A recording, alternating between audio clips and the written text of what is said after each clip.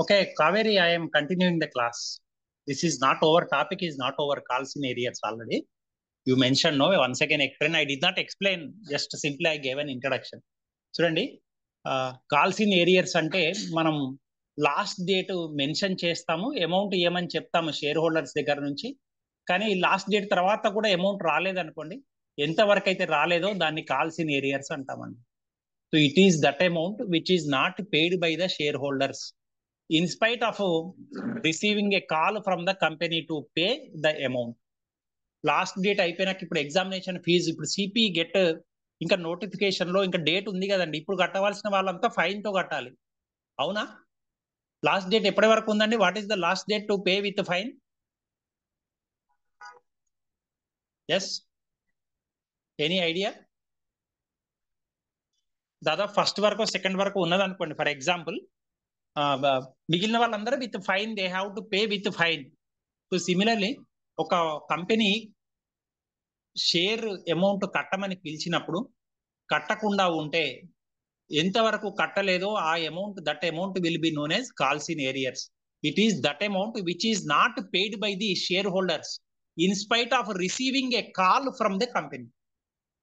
దీనికి calls in arrears కూడా కంపెనీల చట్టం కొంత దిశానిర్దేశం చేసింది. Certain directions are given by the companies act. ఏంటి అంటే నోటీసు తగినంత సమయం ఇచ్చిన, నోటీసులో తగినంత సమయం ఉండాలండి. నేను ఇవాళ నోటీస్ ఇచ్చి రేపే అమౌంట్ కట్టమంటే కట్టలేని పరిస్థితిలో ఉంటారు.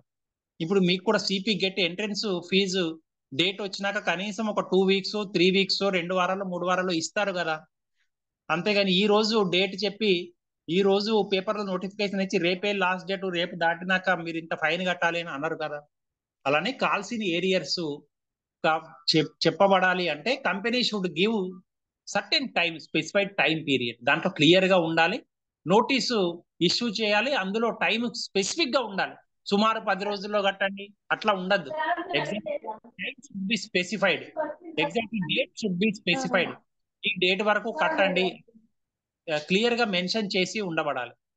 Okay, then coming to next, unpaid amount becomes arrears due from then. ఎప్పుడైతే డేట్ ఫ్రమ్ దెన్, ఇది దెమ్ కాదు, ఎప్పుడైతే డేట్ మనం పిలిచినప్పటి నుంచి కాదండి, లాస్ట్ డేట్ అయిపోయిన తర్వాత నుంచి అన్పెయిడ్ అమౌంట్ అంటాం దాన్ని. అంటే ఫర్ ఎగ్జాంపుల్ ఈ రోజు 24/6 అనుకోండి, ఈ రోజు నేను కాల్స్ పిలిచాను, అందులో లాస్ట్ డేట్ 36 అని మెన్షన్ చేశాను. 36 వరకు you have to pay the amount. If 36 ఈ డేట్ దాటినాక ఎంత అమౌంట్ అయితే రాలేదో that will be known as calls in arrears. అంతేగాని నేను ఈ రోజు పిలిచిన 24/6 నుంచి కాల్స్ ఇన్ ఏరియర్స్ అనరండి. లాస్ట్ డేట్ అయిపోయినాక, స్పెసిఫైడ్ టైం పీరియడ్ అయిపోయినాక మన డ్యూ డేట్ ప్రారంభం అవుతుందండి. అంటే కాల్స్ ఇన్ ఏరియర్స్ అనే టర్మ్ ప్రారంభం అవుతుంది. ఆ అమౌంట్ ఏదైతే ఉన్నదో, ఎంతైతే రావాలనో దాన్ని మొత్తాన్ని ఒక సపరేట్ అకౌంట్ కు మళ్లించడం జరుగుతుందండి. What ever amount that is due from the shareholders in spite of receiving a call from the company, that amount, that arrears will be transferred to calls in arrears account. పిలుపుల బకాయిల ఖాతా దానికి మళ్లించడం జరుగుతుంది. ఎంత మొత్తం అయితే మనకు రాలేదో, తేదీ తర్వాత కూడా రాలేదో దాన్ని మొత్తాన్ని సపరేట్ ఖాతాకు మళ్లించడం జరుగుతుంది. అలానే మరి లేట్ గా కట్టిన దానికి పెనాల్టీ ఉంటుంది కదా. The company is authorized to charge interest on calls in arrears at 10% per annum. ఎట్లా పడితే అడ్డగోలుగా వసూలు చేయడానికి వీలు లేదండి. వడ్డీ 10% మించకూడదు.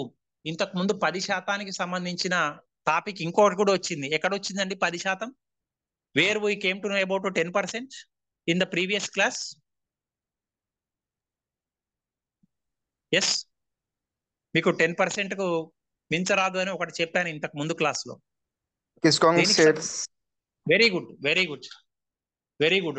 డిస్కౌంట్ కు సంబంధించిన అమౌంట్ ఏదైతే ఉన్నదో అది Gorupalli Kaveri also very good.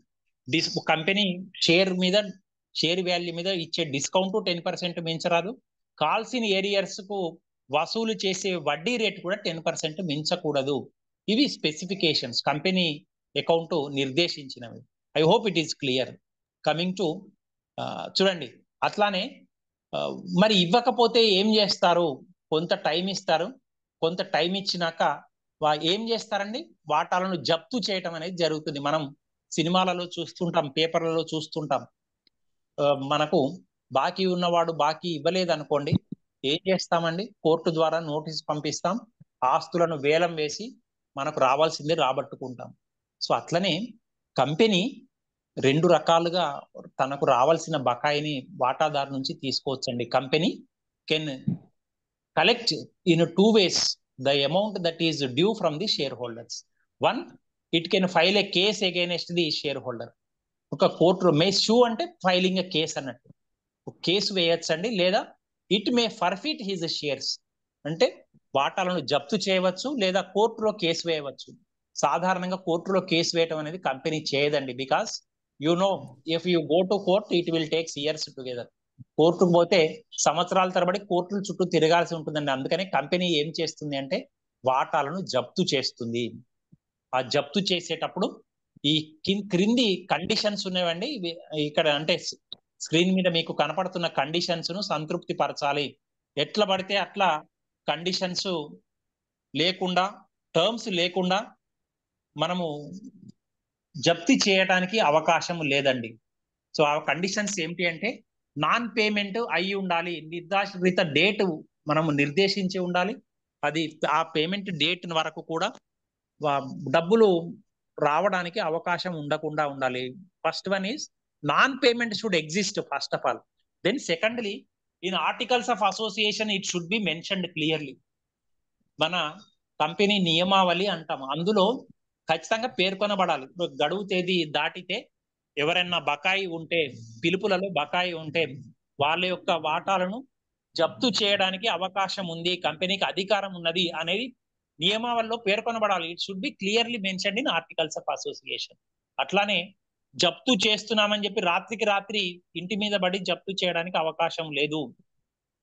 సినిమాలలో చూపించినట్టుగా 14 రోజులు 14 days notice should be given, prior notice should be given for forfeiting shares. ఒక వ్యక్తి యొక్క వాటాలు జప్తు చేయడానికి కనీసం 14 రోజుల నోటీస్ అనేది ఇవ్వటం జరగాలి. ఆ నోటీస్ను కంప్లై చేయడంలో వాళ్ళు విఫలమై ఉండాలి. అంటే ఆ నోటీస్ ఆదరణకు గురి కాకుండా ఉండాలి. వాళ్ళు 14 రోజుల ముందే మనం నోటీస్ ఇచ్చినా వాళ్ళు ఏమి లెక్క చేయకపోతే అప్పుడు జప్తు చేయటం అనేది జరుగుతుంది. అలానే most important one, a resolution must be passed by the board of directors. డైరెక్టర్ల సమావేశం, డైరెక్టర్ల బోర్డు నిర్ణయం తీసుకుంటుంది. ఇక వీళ్ళ వాటాలు జప్తు చేయవలసిందే, వీళ్ళ దగ్గర నుంచి డబ్బులు వచ్చే పరిస్థితి లేదు అని క్లియర్ గా ఒక రిజల్యూషన్, ఒక తీర్మానము ఈ కండిషన్ మీద మనం జప్తు చేస్తున్నాము అని క్లియర్ గా స్పెసిఫై చేయబడి ఉంటేనే జప్తు చేయడానికి అవకాశం ఉన్నదండి. జప్తు చేయటం అంటే ఏంటి? ఇప్పటి వరకు కంపెనీ వాటాదారు ఇచ్చిన డబ్బులు, ఫర్ ఎగ్జాంపుల్ కంపెనీ 10 రూపీస్ లో 7 రూపీస్ పిలిచింది, ఇంకొక 3 రూపీస్ లాస్ట్ కాల్ పిలిచిందండి. వాడు లాస్ట్ కాల్ పిలిచినా, డ్యూ డేట్ అయిపోయినా, నోటీస్ ఇచ్చి 14 రోజుల డ్యూ డేట్ అయిపోయినా ఇంకా చెల్లించలేదు అనుకోండి, కంపెనీకి ఇప్పటికే ఇచ్చిన 7 రూపాయలు ఇక కంపెనీ జప్తు చేసుకోవడం అనేది జరుగుతుందండి. అంటే ఆ 7 రూపాయలు ఇక వాడు కంపెనీ మెంబర్ గా ఉండడు, కంపెనీ వాటాదారుల జాబితా నుంచి అతని పేరును తొలగించడం జరుగుతుంది, అతనికి ఎటువంటి డివిడెండ్ కూడా చెల్లించడం అనేది జరగదు. ఈ will be removed from the name of the company. So ఈ డేట్స్ గుర్తుపెట్టుకోవాలండి. ఎన్ని రోజుల ముందు మనము నోటీస్ ఇవ్వాలి ఫర్ ఫీచర్ ఆఫ్ షేర్స్? కనీసం 14 days ముందు నోటీస్ ఇవ్వటం జరగాలి. Board of directors should pass A resolution. వాళ్ళ యొక్క మీటింగ్ లో ఒక తీర్మానం పాస్ అవ్వబడి ఉండాలి. Okay, so this is about for feature of shares. చూడండి, దీనికి సంబంధించి గతంలో అడిగిన ప్రశ్నలు. వాటాల జప్తు ఫలితంగా క్రింద వాటిలో తగ్గింపు ఏర్పడుతుంది. మనం చెల్లించిన మూలధనంలో తగ్గింపు ఏర్పడుతుందండి. అది వాడు ఇప్పుడు నేను ఇంతకు ముందు చెప్పాను, 7 రూపీస్ ఇప్పటికే కట్టి ఉన్నాడు అనుకోండి, మూలధనం నుంచి ఆ అమౌంట్ తీసివేస్తాం. So because of forfeiture of shares paid up capital will be reduced. ఆ అమౌంట్ అక్కడ నుంచి తీసివేయటం అనేది జరుగుతుంది. అంతేకాని అది ఆథరైజ్డ్ క్యాపిటల్ లో తగ్గదు, ఫిక్స్డ్ అసెట్ లో తగ్గదు, రిజర్వ్డ్ క్యాపిటల్ లో తగ్గదు. మీకు ఇంతకు ముందు ఒక టాపిక్ లో రిజర్వ్ క్యాపిటల్ అని చెప్పాను. In case of emergency reserve capital will be used.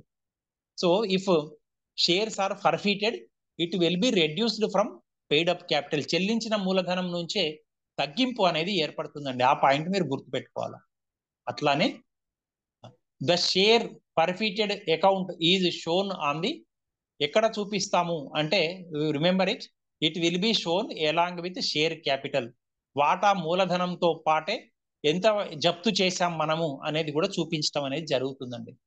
అంతేగాని it will not be shown on the balance sheet, assets side of the balance sheet. It will not be added to good will of the company. It will not be deducted from premium before share premium account is shown. But remember ఏదైతే జప్తు చేశామో ఆ amount ను వాటా మూలధనంతో పాటు it will be shown along with share capital of a company. Okay, so ఇక దీంట్లో చూడండి, ఇప్పుడు మీకు ఇవన్నీ ఇట్లా ఇచ్చిన ప్రశ్నలన్నీ గత ప్రశ్న పత్రాల్లో అని చెప్తున్నాను. మీకు జప్తు చేయడానికి ఉండే కండిషన్స్ కూడా చెప్పాను, కంపెనీల చట్టం ఏం చెప్పింది అని. చూడండి ఇక్కడ కండిషన్స్ ఇచ్చారు, ఏవి కరెక్టో మీరు చెప్పాలి ఇప్పుడు. ఓకే, జప్తు చేసిన సందర్భంలో ఏది నిజమో గుర్తించండి. కంపెనీ యొక్క ఆర్టికల్స్ ఆఫ్ అసోసియేషన్ జప్తు చేయడానికి అనుమతించాలండి? ఆర్టికల్స్ లో పేర్కొనబడి ఉండాలా జప్తు చేయడానికి?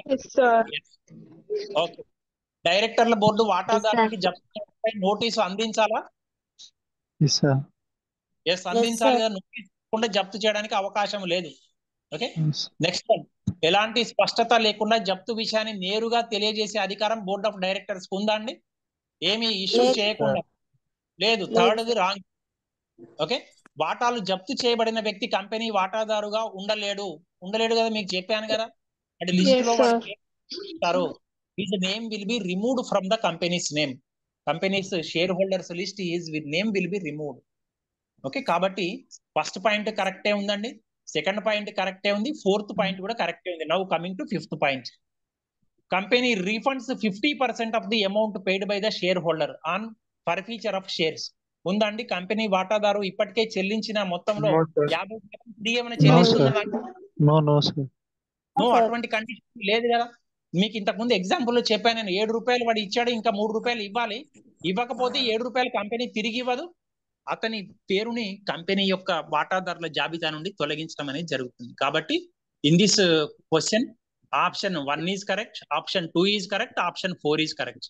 So this is the right answer.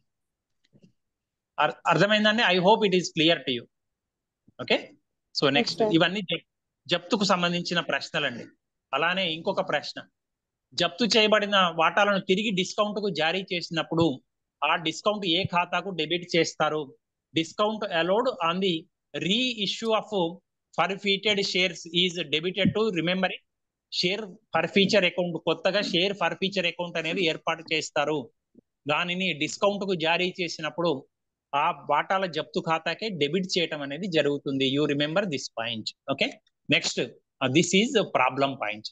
మీకు షేర్స్ కు సంబంధించి నేను ఇంట్రడక్షన్ చెప్పినప్పుడు shares allotment, shares application amount ఇట్లా చెప్పినప్పుడు కొద్దిమంది ఎక్కువగా అప్లికేషన్ పెట్టుకుంటే మనకు ఉన్నంత అమౌంట్ వరకు మాత్రమే మనం ఇవ్వడానికి అవకాశం ఉంది.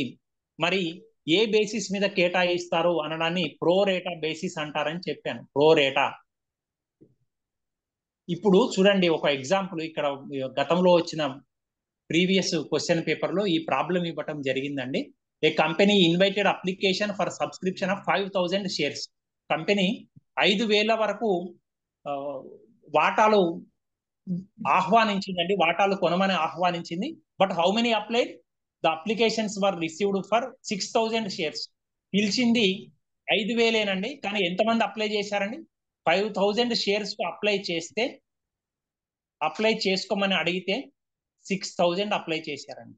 గుర్తుపెట్టుకోండి, 6000 applied, but company want only 5000 shares. ఇప్పుడు కంపెనీ ఏం చేస్తుందండి? అందరికీ ఇవ్వలేదు, కొద్ది మందికి ప్రోరేటా బేసిస్ మీద ఇస్తుంది. అప్లై చేసిన వాళ్ళందరికీ ఇవ్వలేదు, ప్రోరేటా బేసిస్ మీద కొద్ది మందికి ఇవ్వటం జరుగుతుంది. ఇందులో ఒక వాటాదారు వాటాలు కొనాలని అనుకున్నాడు ఒక అతను, mister Shyam.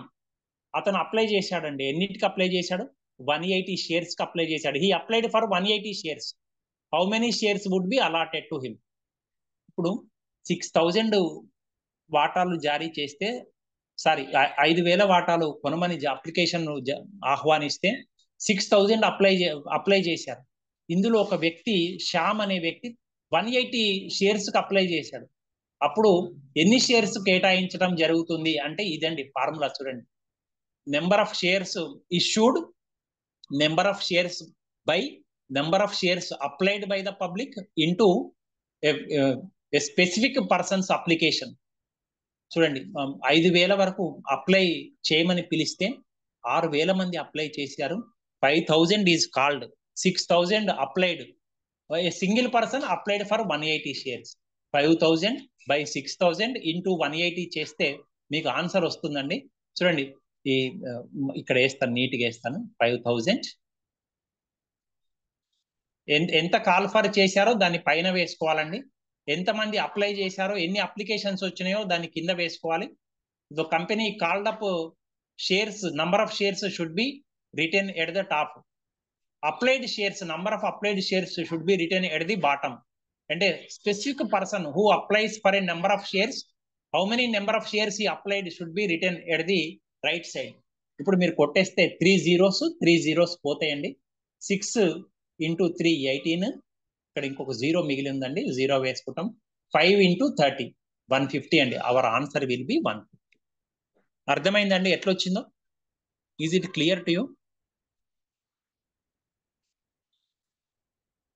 Yes, is it clear or shall I? Yes sir, clear sir. Lokesh, thank you. Only Lokesh is replying, others are not replying. Amrutjit Singh, Arifa, Yes, sir. Hemala, Pavani, Divya, Kaveri. Yes, sir. Okay. Right. Okay, thank you. In this way you have to solve this problem. ఎప్పుడన్నా ప్రోరేటా basis మీద ఇచ్చింది అంటే ఈ విధంగా చేయాలండి. Okay, మనం call for చేసిన shares పైన వేసుకోవాలి.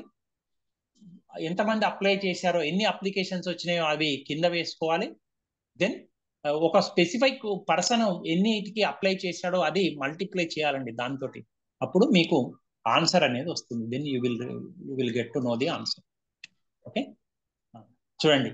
అట్లానే ఇంకొక క్వశ్చన్ కూడా అడిగారండి. జప్తు చేసిన షేర్ల ఖాతా, forfeited shares account appears on at side కనబడుతుంది. ఇంతకు ముందు చెప్పాను, బ్యాలెన్స్ షీట్ యొక్క మూలధనము మరియు అప్పుల వైపు మూలధనం దగ్గర కనపడుతుంది అని మీకు చెప్పడం జరిగింది. సేమ్ అటువంటి టైప్ క్వశ్చనే ఇంకొకటి అడిగారు. అంటే అప్పుల వైపు కనపడుతుందా, whether it is shown on the liability side, whether it is shown on the asset side, or whether it is shown on the credit side of profit and loss account, or whether it is shown on the credit side of profit and loss appropriation account. That is the question given. మీకు అప్పుల వైపు కనబడుతుంది, జప్తు చేసిన షేర్ల ఖాతా అప్పుల వైపు కనబడుతుంది అని మీకు ఇంతకు ముందు చెప్పడం జరిగింది. You remember it. Okay, next ఇంకొకటి కూడా ఉన్నదండి. ఇఫ్ ఏ షేర్, ఇది ప్రాబ్లం అండి ఒక కంపెనీలో. దీనికి సంబంధించి చూడండి ఏ విధంగా అడగటం జరిగింది ప్రశ్న. దీని మీద ప్రశ్నలు కూడా వస్తాయి. నేను this problems will come some times. ఇవి దీని మీద ఒక 3-4 ప్రాబ్లమ్స్ ఉన్నాయండి జప్తు చేసినప్పుడు. 3-4 problems, 3-4 types of model problems came on forfeiture of shares in previous examination papers. కాబట్టి డైరెక్ట్ గా నేను విడిగా ఏమి ప్రాబ్లమ్స్ చెప్పట్లేదు. ప్రీవియస్ క్వశ్చన్ పేపర్ నేలని ఓపెన్ చేసి అందులో ఉన్న ప్రాబ్లమ్స్ చేస్తే ఫర్దర్ గా మీకు రాబోయే ఎగ్జామ్స్ లో మీరు ఇటువంటి ప్రశ్నలకు ఆన్సర్ చేయగలుగుతారు. Okay, now you see, if a share of ₹10 on which 8 has been called and 6 paid is forfeited, the share capital account should be debited with. చూడండి, వాటాల ఒరిజినల్ విలువ 10 రూపీస్ అట. 10 రూపీస్ లో ఇప్పటి వరకు కాల్ చేసింది 8 రూపాయలు. On which 8 has been called, చెల్లింపు వాటర్ కానీ 6 రూపాయలు చెల్లించకుండా ఉండటం జరిగింది. 6 paid is forfeited. ఈ 8 రూపాయలు పిలిస్తే 6 రూపాయలు చెల్లించారు, ఇంకా 2 రూపాయలు రావాలండి. సో 10 రూపాయల విలువైన షేర్ లో 8 రూపాయల వరకు పిలిచారండి. పిలిస్తే 6 రూపాయల వరకు చెల్లించారు. మిగిలిన 2 రూపాయలు, 8 నుంచి 6 తీసివేస్తే ఇంకొక 2 రూపీస్ రావాల్సి ఉందండి. 2 రూపీస్ రావాలి. అటువంటప్పుడు వాటా మూలధనం ఖాతాకి ఎంత డెబిట్ చేస్తారు అంటే 10 రూపీస్ కాదు, 6 రూపీస్ కాదు, అసలు ఎంత వరకు పిలిచారో ఆ మొత్తాన్ని మనం డెబిట్ చేయడం అనేది జరుగుతుంది. You have to remember it. Share capital account will be debited with actually called up amount. ఎంత మొత్తం అయితే పిలిచారో ఆ అమౌంట్ తోటి మనం వాటా మూలధనం ఖాతాను డెబిట్ చేయడం అనేది జరుగుతుంది. This you remember. ఓకే, వాటా మూలధనం ఖాతా ఎంత ఎంత మొత్తం అయితే మనం జారీ చేశామో ఆ జారీ చేసిన మొత్తం తోటి డెబిట్ చేయడం అనేది జరుగుతుంది. Next one. So this is another kind of question on forfeiture of shares. చూడండి, the directors of a company forfeited 1000 shares of 10 each. 7 rupees 50 paisa is paid up for non-payment of final call money of 2.50 per share. చూడండి, company యొక్క original share విలువ 10 రూపాయలండి. అందులో 7.5 వరకు pay చేశారట, కానీ మిగిలిన 2.5 2.5 రూపీస్ పే చేయలేదు. ఇట్లా ఎన్ని షేర్స్ ఉన్నాయండి? 1000 షేర్స్ ఆర్ దేర్. ఇట్లా 1000 షేర్లలో 750 వరకే కట్టారు, ఇంకా మిగిలిన 250 రూపీస్ కట్టలేదండి. ఈ 1000 షేర్లలో 700 కంపెనీ రీఇష్యూ చేస్తుందంటే ఫ్రెష్ గా వేరొకళ్ళకు కంపెనీ జారీ చేస్తుందండి. ఇక పాత వాళ్ళని తీసేసి కొత్త వాళ్ళని తీసుకుందాం, ఇక పాత వాళ్ళు మనకు డబ్బుల కోసం పిలిచినా ఇవ్వట్లేదు అని చెప్పి కొత్త వాళ్ళ దగ్గర నుంచి డబ్బులు పిలుస్తుందండి. సో అట్లా కొత్త వాళ్ళకి ఏ అమౌంట్ చొప్పున ఇష్యూ చేస్తున్నది? 7 రూపీస్ చొప్పున ఇష్యూ చేస్తుందండి. ప్రాబ్లం అర్థమైందా? Shall I repeat or did you understand?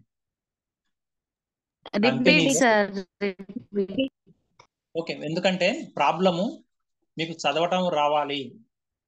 Okay, చూడండి, కంపెనీలో అసలు ఒరిజినల్ షేర్ విలువ 10 రూపీస్ ఉందండి. 10 రూపీస్ ఉంటే కంపెనీ ఏం చేసింది?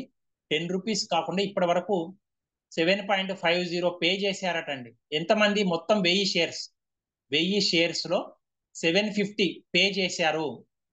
అంటే 7 రూపీస్ 50 పైసా పే చేశారు, కానీ 2 రూపీ 50 పైసా ఇంకా పే చేయలేదు. They did not pay. 1000 share holders did not pay this 2 rupees 50 పైసా. Then company forfeited these shares. 1000 shares ని కంపెనీ జప్తు చేసింది షేర్ హోల్డర్స్ ను. ఈ 1000 షేర్స్ లో 700 షేర్స్ కంపెనీ ఇష్యూడ్ అగైన్. ఇంకా కొత్త వ్యక్తులను తీసుకుందాము అని చెప్పి 700 షేర్లను కంపెనీ బయట ప్రజలకు ఇష్యూ చేసిందండి. ఇప్పుడు ఒక్కొక్క షేర్ రూపు ఎంత చొప్పున వసూలు చేస్తున్నారండి? 7 రూపీస్ చొప్పున వసూలు చేస్తున్నారు. Is it clear to you now? Did you understand the problem, Kaveri? అర్థమైందా? ఇంకా అర్థం కాలేదా? Deepika Goud yes. Okay, Kaveri also yes. Okay, చూడండి, ఈ 1000 మంది షేర్లను జప్తు చేయటం అనేది జరిగిందండి. ఆ జప్తు చేసిన సందర్భంలో ఇప్పుడు మా కంపెనీలో ఎన్ని షేర్స్ ఉన్నాయి అంటే జప్తు చేయబడినాయి 1000 shares are there now in company which are forfeited. In 1000 shares company is issuing 700 shares. దాని కంపెనీ తన దగ్గరే పెట్టుకోవాల్సిన అవసరం లేదండి. మళ్ళా ఫ్రెష్ గా ప్రజల నుంచి డబ్బుల కోసం పిలవచ్చు. దాన్ని రీఇష్యూ ఆఫ్ షేర్స్ అంటాం. వాటాలను తిరిగి జారీ చేయటం అంటాం. ఆ విధంగా జారీ చేసినప్పుడు 1000 వాటాలలో 700 తిరిగి జారీ చేస్తున్నారు. ఇప్పుడు 10 రూపీస్ కాదు, now the price is reduced to 7 rupees. ఒక్కొక్క వాటా యొక్క విలువ 7 రూపాయలకు తగ్గించారండి. సో ఇటువంటప్పుడు ఇందులో ఈ ట్రాన్సాక్షన్ మొత్తంలో క్యాపిటల్ రిజర్వ్ కు కొంత మూలధన రిజర్వ్ అంటాం, దానికి కొంత మొత్తం మళ్లించవలసిన అవసరం ఉంటుందండి. ఓకే, ఆ మళ్లించవలసిన మొత్తం ఎంత అనేది క్వశ్చన్. సో ఇటువంటి క్వశ్చన్ వచ్చినప్పుడు గుర్తుపెట్టుకోండి, జప్తు చేసినప్పుడు కొంత మొత్తము తిరిగి జారీ చేస్తే కంపెనీ తిరిగి జారీ చేస్తే ఒక అమౌంట్ కు జారీ చేస్తుంది. ఇక్కడ 10 రూపీస్ ఉన్న షేర్ వాల్యూని company is issuing at 7 per share. So in reissue of forfeited shares you will come across this term capital reserve. Then how to solve this problem? Answer is given as 3150. This 3150 how it came? I will do this problem. Okay, in the next slide I will explain how it came. 3150 అనేది ఎట్లా వచ్చింది అనేది చూపిస్తాను, చూడండి. So that is not there. Right. Now you see, మీకు నేను చెప్తానండి. చూడండి, ఫస్ట్ 700 షేర్స్ ఏ ఏ ఏ రేట్ చొప్పున ఇష్యూ చేస్తున్నారండి? 700 shares. Okay, in the next 7 slide is rupees, not. sir. 7 rupees. 7 rupees. Okay, just a minute. It will be somewhere. Just a minute. Oh, right. It is not there. I will show you. How 3150 came, I will show you. Yes. Okay. I am writing here. I will write here. 700 ని మనం 7 తోటి multiply చేయండి first. What is the answer? 7 into 700, 4900 rupees వస్తాయండి. 4900 rupees.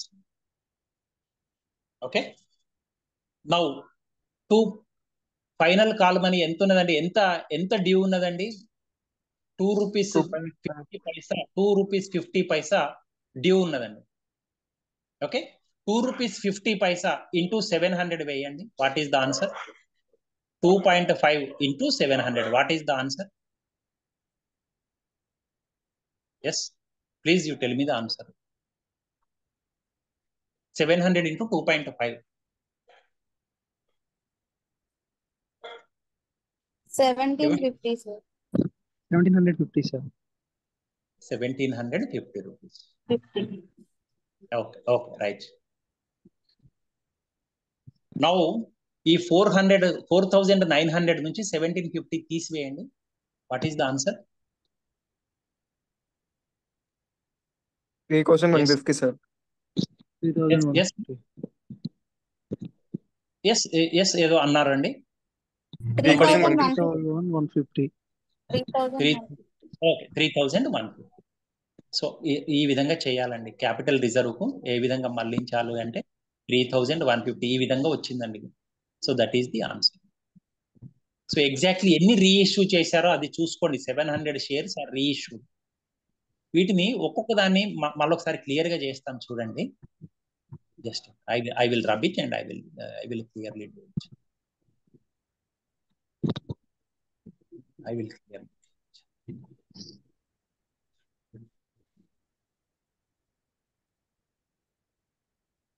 Okay, 700 into వీటిని reissue చేసిన అసలు ఎన్ని reissue చేశారు? How many are reissued? You find out first. 700 shares are reissued. కాబట్టి 700 ఒక్కొక్క షేర్ యొక్క విలువ ఎంతకు రీఇష్యూ చేస్తున్నారు, మళ్ళీ కొత్తగా ఎంత చొప్పున పిలుస్తున్నారు, that is important. For 7 rupees they are reissuing. So 700 into 7 is 4900. Then again, in previously on 700 shares, what is the unpaid amount? దీంట్లో 700 షేర్ వాటాలలో అసలు చెల్లించని మొత్తం ఎంత అనేది మనం చూస్తే ఒక్కొక్క వాటా మీద 7.5 కట్టారండి. 2 rupees 50 Paisa is not paid. So that you have to multiply. 700 into 2.50. What is the value? What is the value you got? 1000? 1750, sir. 1750. So ఈ అమౌంట్ నుంచి పైన ఉన్న అమౌంట్ నుంచి కింద ఉన్న అమౌంట్ తీసివేయండి. ఎన్ని షేర్స్ అయితే రీఇష్యూ చేశారో, ఎంతకు రీఇష్యూ చేస్తున్నారో, how many shares are reissued at what price, that you write at the top. From that you deduct the number of shares that are reissued and what is the unpaid amount on those shares. వాటిలలో unpaired చెల్లించకుండా ఉన్న మొత్తం ఎంత? ఒక దాని మీద 7.5 చెల్లించారు, 250 is not paid. అది మల్టిప్లై చేస్తే ఒక అమౌంట్ వస్తుందండి. So from this amount you deduct this amount. Your answer 3150 will. I hope it is clear to you. Okay, అర్థమైందా అండి? ఎట్లా వచ్చిందో అర్థమైందా? Okay, Bingi Hemalata. Yes, sir. Okay, thank you. Yes, sir. We will go to next one. Okay, Kaveri. Okay, thank you. Understood. Next issue of debentures. Student, debenture. What is a debenture? In yesterday's class, I mentioned. What is a debenture? Yes, what is a debenture? Debenture ante entandi? long, sir. Very good. Company's loan document is known as, in simple term, debenture is a proof of loan taken by a company. ఒక company అప్పు తీసుకున్న దానికి సాక్ష్యమే debenture అనే పత్రం అండి. Debenture దారులకు ఇప్పుడు share holders కి ఇచ్చే రిటర్న్ ను డివిడెండ్ అంటాం. డిబెంచర్ దారులకు ఇచ్చే రిటర్న్ ఏమంటామండి? What is the return that debenture holders will get? అప్పు ఇస్తే ఏమి ఇస్తారండి తిరిగి? we will take loan from the bank. Interest. From a very good. అప్పు వడ్డీ ఇవ్వటం జరుగుతుందండి. అట్లనే డిబెంచర్ దారులకు కూడా వడ్డీ ఇవ్వటం అనేది జరుగుతుందండి. ఓకే, సో ఎట్లనైతే మీకు ఇంతకు ముందు చెప్పాను, షేర్స్ ను వాటాలను ఎట్లనైతే ఎట్ పార్ ఇవ్వటం జరుగుతుంది, ఎట్ ప్రీమియం ఇవ్వటం జరుగుతుంది, ఎట్ డిస్కౌంట్ ఇవ్వటం జరుగుతుంది, అట్లనే డిబెంచర్లను కూడా దాని ముఖ విలువకు ఇవ్వటం జరుగుతుంది, ప్రీమియం కు జారీ చేయటం జరుగుతుంది, డిస్కౌంట్ కూడా జారీ చేయటం జరుగుతుంది. ఓకే, అట్లానే డిబెంచర్ మ్యాండేటరీ అంటే కంపల్సరీ రిక్వైర్మెంట్. ఈ కండిషన్స్ తప్పనిసరిగా కంపెనీలు పాటించాలండి. డిబెంచర్ దారులు అప్పు ఇచ్చే వాళ్ళే, అప్పు ఇచ్చిన వాడికి ఓటింగ్ హక్కు ఉండదండి, గుర్తుపెట్టుకోండి. A companies debenture holder does not possess any voting rights in the company. Voting హక్కులు ఉండవు. ఓకే, అట్లానే company cannot issue debentures to more than 500 people without appointing a debenture trustee. 500 కంటే ఎక్కువ మంది డిబెంచర్ దారులు ఉంటే కంపెనీ తప్పనిసరిగా డిబెంచర్ ట్రస్టీని ఏర్పాటు చేయాలి. గుర్తుపెట్టుకోండి ఈ పదం, డిబెంచర్ ట్రస్టీ. అంటే ట్రస్టీ ఏం చేస్తాడండి? సభ్యులకు ఏదైనా నష్టం కలిగితే వాళ్ళ తరఫున ఫైట్ చేయడానికి ఒక ట్రస్టీ అనేవాడు ఉంటాడండి. So in a company, if debenture holders cross more than 500, then company should compulsorily appoint a debenture trustee. Alane on issue of debenture, company shall create a debenture redemption reserve, DRR అంటాం. అంటే రేపు పొద్దున ఈ reserve లో నుంచి company కష్టాల్లో ఉన్నప్పుడు డిబెంచర్ల మీద వడ్డీ చెల్లించడానికి కావచ్చు, డిబెంచర్ దారులకు అసలు మొత్తాన్ని తిరిగి చెల్లించడానికి కావచ్చు, company may utilize this reserve to pay interest on the debentures or to pay the original amount, principal amount of debentures. This debenture redemption reserve will be useful. Okay, అలానే ఈ ట్రస్ట్ చూడండి దేనికోసము ఏర్పాటు చేయటం జరిగిందో ఇక్కడ మీకు చివరిలో నేను చెప్పిన పాయింట్ డిబెంచర్ ట్రస్టీ అనేది ఇక్కడ వస్తుందండి. So in case A company falters in repaying the amount at the time of maturity or at the time of due date, ఏదైతే కంపెనీ డ్యూ డేట్ నాడు వడ్డీ చెల్లించడం అనేది చేయకుండా ఫెయిల్ అయిందో, అసలు మొత్తం కావచ్చు వడ్డీ మొత్తం కావచ్చు చెల్లించకుండా కంపెనీ మిస్ చేస్తే ఈ ట్రస్టీ వాళ్ళు ట్రైబ్యునల్లో అప్పీల్ చేసుకోవచ్చు. ట్రైబ్యునల్ అంటే it is a separate court, it is a special court to look in to the affairs. So వాటి కోసం మనం డిబెంచర్ ట్రస్ట్ ని ఏర్పాటు చేయవలసిన అవసరం ఉంటుంది. డిబెంచర్ దారుల యొక్క హక్కులను రక్షించుకోవడానికి డిబెంచర్ ట్రస్టీని ఏర్పాటు చేయవచ్చు. It is mandatory if number of debenture holders cross 500. You have to remember this point. Okay, 500 మందిని మించితే, 500 మంది దాటితే డిబెంచర్ ట్రస్టీని ఏర్పాటు చేయవలసిన అవసరం ఉంటుంది. నెక్స్ట్ చూడండి, అలానే డిబెంచర్లలో కూడా రకరకాలు ఉన్నవండి. అవన్నిటిని పక్కన పెడితే మనకు గత క్వశ్చన్ పేపర్స్ లో వచ్చిన ఒక ప్రశ్న చూస్తే, జారీ అయిన 10 సంవత్సరాల తర్వాత రిడీమబుల్ డిబెంచర్లను ఏ విధంగా చూపిస్తాము అంటే, they should be shown in long term borrowings, దీర్ఘకాల అప్పులలో చూపించాలండి. 10 సంవత్సరాలు కూడా దాటిన రిడీమబుల్ మీన్స్ రీపేయబుల్, తిరిగి చెల్లించే డిబెంచర్లు, అన్ని డిబెంచర్లు కూడా తిరిగి చెల్లించవలసినవేనండి. నార్మల్ గా ఏవో కొన్ని మాత్రమే పర్మనెంట్ ఉంటాయి, కానీ ఇట్ ఈస్ ఓన్లీ థియరిటికల్ గా మనం ఇర్రిడీమబుల్ అనుకుంటాం. డిబెంచర్ అంటేనే అప్పు జీవితకాలం అనేది నార్మల్ గా ఉంచుకోవటం జరగదండి. సో నార్మల్ గా రిడీమబుల్ డిబెంచర్స్ ని 10 years తర్వాత కూడా మనం మన యొక్క బ్యాలెన్స్ షీట్ లో చూపించవలసి వస్తే, they will be shown under the heading of long term loans. Long term loans లో చూపించాలండి. 10 సంవత్సరాలు దాటి కూడా మనం మన యొక్క బ్యాలెన్స్ షీట్ లో if still we have to show redeemable debentures you have to show them as long term borrowings. అట్లానే debenture premium, మీకు డిబెంచర్లను డిస్కౌంట్ కు జారీ చేయవచ్చు, ప్రీమియం కు కూడా జారీ చేయవచ్చు అని చెప్పాను. అట్లనే ప్రీమియం మీకు ఇంతకు ముందు వాటాల మీద ప్రీమియము దేనికోసం ఉపయోగించాలో మీకు చెప్పాను. I told how premium on shares should be used. Similarly companies act specifies debenture premium amount should be used for certain purpose. That amount should not be used for, remember it, for repaying dividends. డివిడెండ్లను చెల్లించడం కోసము. Dividend అంటేనే ఏమిటండి? లాభం ఉంటేనే dividend చెల్లించాలి, లాభం లేకపోతే డివిడెండ్ చెల్లించవలసిన అవసరం లేదు. If there is no profit for the company, company need not pay dividend. Dividend ను చెల్లించవలసిన అవసరం లేదండి. దానికోసమని ఈ డిబెంచర్ ప్రీమియం యొక్క అమౌంట్ వాడడానికి అధికారం లేదు. దీన్ని దేనికోసం వాడుకోవచ్చు? ఇక్కడ మిగిలిన 3 పాయింట్లకు వాడుకోవచ్చు అండి.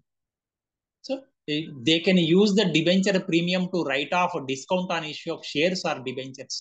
డిబెంచర్లు లేదా వాటాల మీద జారీ మీద డిస్కౌంట్ ను రద్దు చేయడానికి ఆ అమౌంట్ ను ఉపయోగించుకోవచ్చు అండి.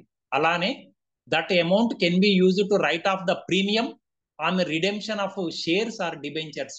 డిబెంచర్ల విముక్తి మీద తిరిగి చెల్లించడానికి, ప్రీమియం ను రద్దు చేయడానికి వాడుకోవచ్చు అండి. అలానే the amount can be used to write off capital loss, మూలధన నష్టాన్ని భర్తీ చేసుకోవడం కోసం ఆ డిబెంచర్ ప్రీమియం అమౌంట్ ను వాడుకోవచ్చు. కానీ company cannot use it to pay dividends. డివిడెండ్ల సొమ్మును చెల్లించడం కోసం ఈ డిబెంచర్ల మీద ప్రీమియంను వాడుకోవడానికి కంపెనీకి అధికారం లేదు. డివిడెండ్ అంటేనే ప్రాఫిట్ లో, లాభంలో భాగం అండి. నువ్వు లాభమే రాకపోతే డివిడెండ్ చెల్లించకూడదు. Dividend is part of profit. If there is no profit, company need not pay any dividend. కాబట్టి డివిడెండ్ చెల్లించడం కోసం ఈ ప్రీమియం డబ్బును వాడుకోవడానికి ఎటువంటి అధికారము ఉండదు. Then we come to know about underwriting. These are the remaining topics. Underwriting, bonus shares. This is also about bonus shares. Then profit prior to incorporation, goodwill. Then you have shares, valuation of shares. ఈ topics ఉన్నావండి. ఈ topics after the next 2 classes which relate to income tax. రేపు ఎల్లుండి మీకు income tax క్లాసులు జరుగుతాయండి. అవి అయిపోయినాక మళ్ళీ నేను తీసుకుంటాను, ఈ క్లాసులు తీసుకొని మిగిలినవి కంప్లీట్ చేస్తాను. Okay, is it clear to you? ఇప్పటి వరకు చెప్పినవన్నీ, అన్ని సబ్జెక్టులలో చెప్పినవి